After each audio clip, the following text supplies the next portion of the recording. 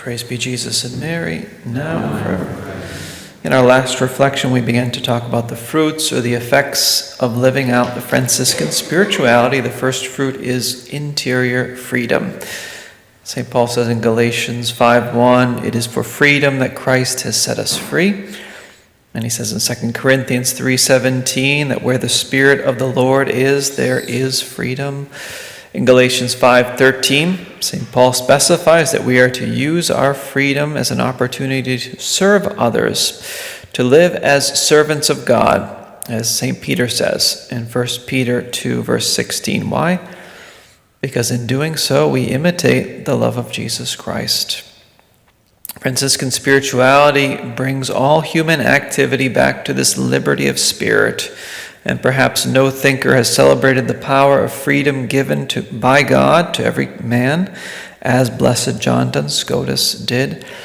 We'll just briefly share his thoughts on this subject. Scotus, referring back to St. John Damascene, who said that simple willing is spoken of as volition or as the faculty of the will, and to St. Anselm, who defended the spontaneity of the will, Scotus centers liberty in willing, which is radically indeterminate and the principle of determination. He contrasts the human will, which is essentially indeterminate, meaning free, to the order of nature, which is sustained by necessity. An example of the order of nature would be like breathing or digesting food. They aren't activities that we actively will to do, but they're activities that happen according to the necessities of nature, the necessities of the human body in this case. Regarding the will, all the unforeseeable resolutions, Scotus says, have their movement from within, as from a center of determination, which is determined by nothing.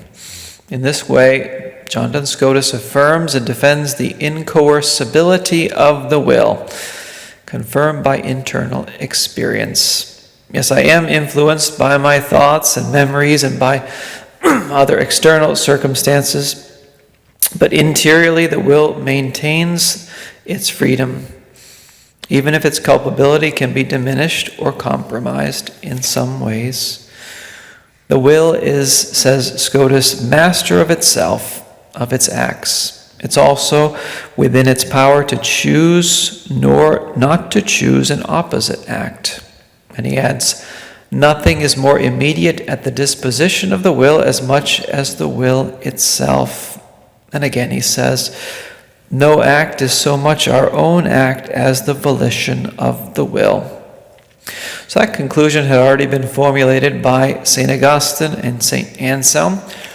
St. Augustine said, nothing is in our power as much as the will is. It is an instrument that moves us as its instruments, said St. Anselm.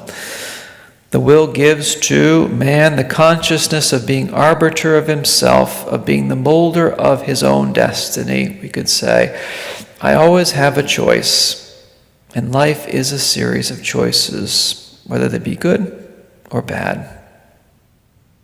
It shouldn't seem like a contradiction, like it's a contradiction with the many times that we affirm the priority of the initiative and the importance of God's grace. On the contrary, grace precedes and it creates in us the possibility of supernatural action.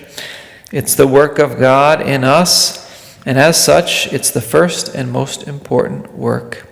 But where does the action of God find its insertion point in us? It finds it in the will, in our free will.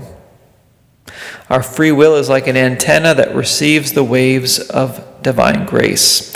By means of the will, our supernatural personality is constructed in Jesus Christ if we make wise choices. So again, my will lining up with God and working with His grace is what equals true sanctity and true interior freedom. Let's ask Our Lady for the grace to find the freedom that God has destined or predestined for us as we go forward in the spiritual life. Praise be Jesus and Mary, now and forever.